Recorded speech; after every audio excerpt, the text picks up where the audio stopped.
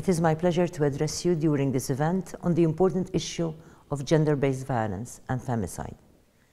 Let me also take this opportunity to commend the Maltese Embassy in Vienna for facilitating this event, and the United Nations Special Rapporteur on Violence Against Women, Ms. Simonovic, for her active interest in this project. I must acknowledge the effective collaborative effort between experts in the sector from 8 European countries and Israel, which resulted in the setting up of the European Observatory on Femicide earlier this year, which is based at the University of Malta. Furthermore, I must commend the work that has been done by Malta's leading researcher in this area, Dr. Marceline Naudi.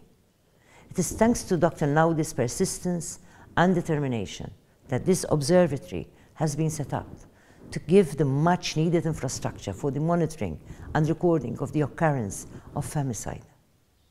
As we all know, femicide refers to the most lethal and criminal forms of violence experienced by women, and also it is the leading cause of female homicides worldwide.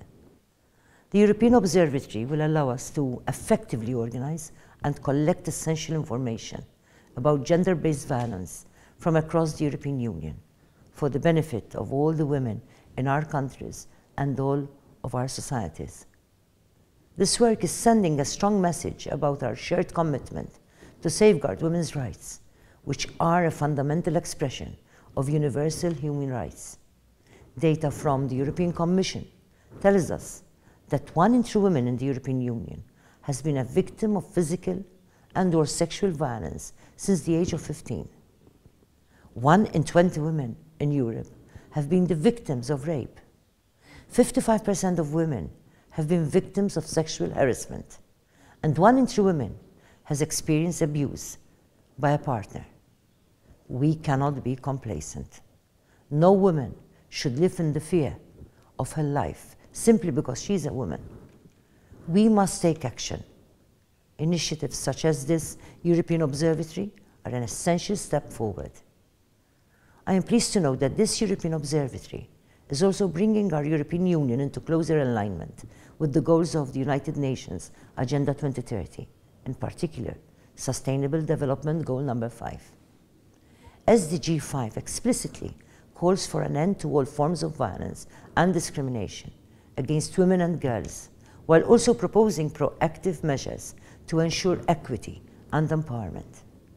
Let me conclude by once again urging our European authorities to give their full support to this essential initiative by promoting the expansion of the observatory within the European Union.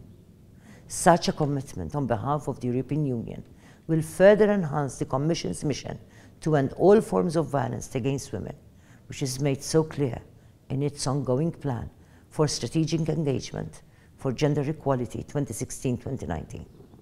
For this reason, it is of the utmost importance that the Council of the European Union continues to implement the Istanbul Convention in order to more effectively address our concerns.